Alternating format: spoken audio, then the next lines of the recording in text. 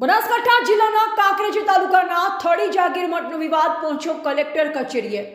મળતી માહિતી મુજબ થડી મઠના મહંત જગદીશ પુરીનું નિધન થતાં તેમની ગાદી ઉપર દેવદરબાર ગઢના મહંતે શંકરપુરીને બેસાડી દેતા ત્યાંના સ્થાનિક આગેવાનો આજુબાજુના ગ્રામ સેવકગણ રોષે ભરાયા હતો અને સ્થાનિક આગેવાનો સેવકગણ દસનામી ગોસ્વામી સમાજ દ્વારા થડી મહંત તરીકે કાર્તિકપુરીની ચાદર વિધિ કરવામાં આવી હતી, પરંતુ દેવદરબાર મહંત દ્વારા શંકરપુરીને થડી મઠમાં ઘુસાડી મઠને તાળાબંધી કરાવતા આજે થડી મઠના મહંતનો મામલો પાલનપુર કલેક્ટર કચેરીએ પહોંચ્યો છે।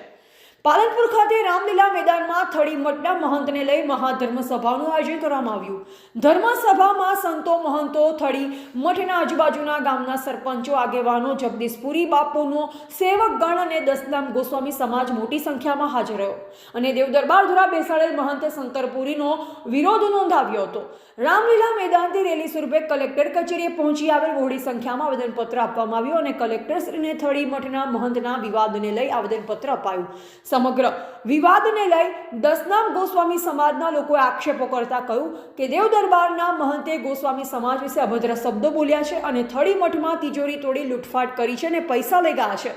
મહંત જગદીશપુરી બાપુનું નિધન થતાં તેમની અંતિમ વિધિ પણ રીતિ રિવાજ મુજબ કરવામાં આવી નથી અને તેમના નિધન બાદ ખોટી રીતે શંકરપુરીને બેસાડી દેવામાં આવ્યા છે। ત્યારે થડી મઠના સ્થાનિકો, આજુબાજુ ગામના આગેવાનો, બાપુનો સેવકગણ અને દસનામ ગોસ્વામી સમાજના લોકો દ્વારા ગાદી ઉપર બેસનાર અને બેસાડનાર મહંત સામે આક્ષેપો કર્યા હતા। હવે જોઈ રહ્યું છું કલેક્ટર શ્રી આ વિવાદનો અંત લાવશે ખરા। રિપોર્ટર પ્રકાશ ગોસ્વામી, બનાસકાંઠા। આજે મેં કલેક્ટર શ્રીને રજૂઆત એ કરી કે અમારે જે થડી મુકામે જે મહંત નિમિત્તે જો વિવાદ ચાલી રહ્યો છે અને આજુબાજુના 117 ગામનો આ વિવાદ ચાલી રહ્યો છે કે 117 ગામની આસ્થાનું કેન્દ્ર થડી મઠ જાગીર છે। ત્યાં પરમ પૂજ્ય જગદીશપુરીજી મહારાજ દેહાંત થતાની સાથે દેવદરબારના બળદેવનાથજી તાત્કાલિક ત્યાં એમના મળતિયા માણસો આવી અને એમને કબજો લઈ લીધો અને ત્યાં એમને પરમ પૂજ્ય જગદીશપુરીજી મહારાજ બ્રહ્મલીન થતા એમની કોઈ અંતિમ ક્રિયા કે એમની કોઈ શોભાયાત્રા કે કોઈ પાલકી કોઈ ક્રિયા કર્યા સિવાય પહેલા એમને મહંત નિવૃત્તિ કરી દીધી અને આજુબાજુના ગામને જેમ ખબર પડતા ત્યાં લોકો ત્યાં પહોંચ્યા અને સરપંચે જો તેને નિવેદન આપ્યું કે બાપુ આજે બાપુની જે અંતિમ ક્રિયા છે એની વિધિ કરો અને ગાદી ઉપર શ્રીફળ મૂકી દો અને 12 દિવસ પૂરા થયા ત્યારે મહંતની નિવૃત્તિ કરજો। આજે શાંતિથી બાપુની પાલકી યાત્રા શોભાયાત્રા ગામે ગામે કાઢી અને એમનું કાર્ય પરિપૂર્ણ કરો, પણ એમને કોઈ કાર્ય કોઈ સાંભળ્યું નહીં અને સરપંચને લાફો મારી દીધો અને રિવોલ્વરથી ફાયરિંગ કરી અને ધાક ધમકી આપી તમારે અહીંયા કંઈ લેવા દેવા નથી, એવી રીતના કરીને લોકોને બહાર કાઢી મૂક્યા। આજે શું રજૂઆત કરીને એનું શું લાગે છે? આજે અમે રજૂઆત એ કરી કલેક્ટર સાહેબને કે આ મઠની અંદર 125 ગામની આસ્થાનું કેન્દ્ર છે, જો અહીંયા વહીવટદાર નહીં સોંપવામાં આવે તો આ ઉગ્ર આંદોલન થશે અને એની કોઈ પણ પરિસ્થિતિ કલેક્ટર સાહેબના ઉપર રહેશે જે પણ કોઈ કાર્ય થાય છે। એટલે અને જે દિવસે એસપીને પણ અમે કીધું હતું તો એસપી એ દિવસે અમને એવું કીધું કે એ લોકોએ અંદર નહીં, તમે અંદર નહીં, પણ એસપી એમને એ લોકોને અંદર પરવાનગી જવાની આપી દીધી, એમને કોઈને પરવાનગી આપતા નથી। હવે ન્યાય નહીં મળે તો ન્યાય નહીં મળીએ તો અમે અન્નજનનો ત્યાગ કરીને કલેક્ટર ઓફિસ ઉપર આવી બેસી રહેવાના છે જ્યાં સુધી ન્યાય નહીં મળે ત્યાં સુધી। ધર્મ રેલી નીકળીને તે બાદ જિલ્લા કલેક્ટરને આવેદનપત્ર પાઠવાયું છે, શું માંગ કરાઈ? એના માટે એવું છે કે અમારા જગદીશપુરી બાપો દેવ થઈ ગયા, અચાનક મૃત્યુ થઈ ગયું છે, બરોબર। એટલે એની જગ્યાએ અમારા 110-15 ગામ છે, બરોબર। એમનો રોજ સિંહ ફાળો હતો કાયમ માટે આ થળી મઠમાં, બરોબર।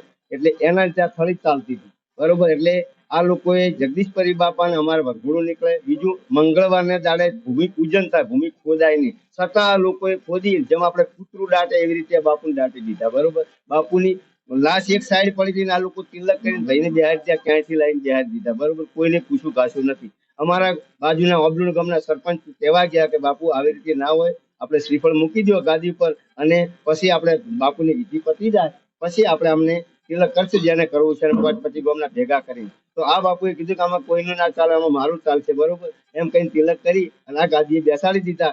ગાદીએ તો બેસાડી દીધા પણ રાતોરાત શું તાળા તૂટી જાય તિજોરીના સાહેબ, બરોબર। તો કોઈને પૂછ્યું ગાશું નથી અને અત્યારે હલાક કરે છે પોલીસ આવી। હવે રાજકારણ હોય કે ગમે તે હોય એમાં પણ પોલીસ ઈ પક્ષવાળા અંદર જાય, આ પક્ષવાળો કોઈ અંદર નહીં। આજના દાડા સુધી હજી તકલીફ છે, હવે 2 દિવસથી પોલીસ ખસી છે, બરોબર। તો હવે અમારી એ જ માંગ છે કે કલેક્ટર સાહેબની વિનંતી છે કે અમને આનો ન્યાય મળવો જોઈએ, સત્ય માટે લડાઈ છે, સત્યનો ન્યાય મળવો જોઈએ। હજારે આલમ આમની સાથે છે, ગોસ્વામી સાથે હજારે આલમ છે સાહેબ। આજે જો આજે ન્યાય નહીં મળે તો ગાંધી ચિંતા માર્ગે આંદોલન કરીશું। અખંડીઓ બીજા મહંત બેસાડી દીધા, હવે એ મહંત મહંતની તમે દાદાગીરી જુઓ કે બાપુ દેવલોક થયા છતાં એમની કોઈ ક્રિયાવિધિ કરવામાં નથી આવી. હવે અમારા સમાજનો એક નિયમ હોય છે કે 5 વર્ષનું બાળક હોય કે જન્મજાત જો તે દેવલોક થાય છતાં તેની નવડાવવાની ફૂલ વિધિ આરતી પૂજા પાઠ કરી અને પછી અમારામાં સમાધિ દેવામાં આવે છે.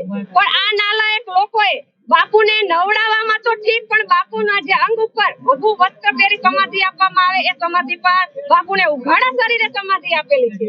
એટલે દરેક જગ્યાએ લોકોએ પાખંડ ફેલાવેલું છે અને બાપુની ડેડ બોડી પાટણની અંદર હતી અને ત્યાં બીજા મહંતને ગાદી ઉપર બેસાડવામાં આવ્યા છે. એટલે અનેક ષડયંત્ર આ લોકોએ કર્યું છે. પણ હવે જો આ કલેક્ટર કચેરીમાં પણ આવેદન પત્ર આપેલું છે અને અહીંયા ન્યાય નહીં મળે તો અમે ભૂખ હડતાલ ઉપર ઉતરશું અને એ છતાં પણ અમને ન્યાય ન મળે તો હવે હાઈકોર્ટના દરવાજા ખખડાવીશું.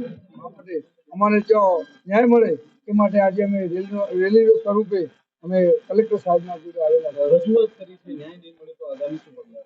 જો અમે રજૂઆત કરી છે, અમને આશા છે કે કલેક્ટર તો આ જિલ્લાના સમાહર્તા કહેવાય, એ અમને શાંતિથી સાંભળ્યા છે અને અમને કીધું છે કે અમને 2-4 કલાક 6 કલાકનો ટાઈમ આપો, અમે બધાને બોલાવીને કરીશું. અને છતાંય જો નહીં થાય તો અમે બધા અનશન ઉપર ઉતરવાના છીએ અને અહીંયા અમારું આંદોલન ચાલુ રહેશે જ્યાં સુધી આ ન્યાય નહીં મળે ત્યાં સુધી અમે નહીં રહેવાના છીએ.